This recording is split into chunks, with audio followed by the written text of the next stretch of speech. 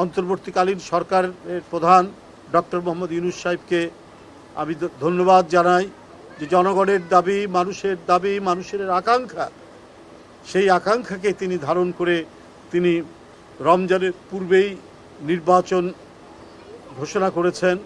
আমি মনে করি তিনি শুধু রাজনৈতিক দল নয়, জন আকাঙ্ক্ষার প্রতি শ্রদ্ধা জানিয়ে তিনি এই ঘোষণাটা দিয়েছেন। এবং আজকে আমরা যেটা খবরের কাগজে দেখেছি, নির্বাচন কমিশনকে প্রধান উপদেষ্টার কার্যালয় থেকে চিঠিও দেওয়া হয়েছে যে অতি শীঘ্র শিডিউল ঘোষণা করা এবং নির্বাচনী কাজকর্ম শুরু করা। আমরা মনে করি যে অন্তর্বর্তীকালীন সরকার একটি নিরপেক্ষ সরকার, একটি গণতন্ত্র উত্তরণের জন্য একটি প্রস্তুতিমূলক সরকার, বিপ্লবী সরকার, এবং এই সরকার সমস্ত জন আকাঙ্ক্ষাকে ধারণ করবেন, এটাই হচ্ছে মূল কথা, এটাই মোদ্দা কথা।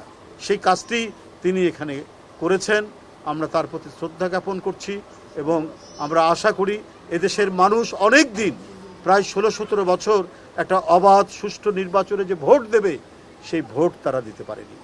আজকে যাদের বয়স 30-32 বছর, তারাও ভোট দিতে পারেনি প্রায় 16 বছর।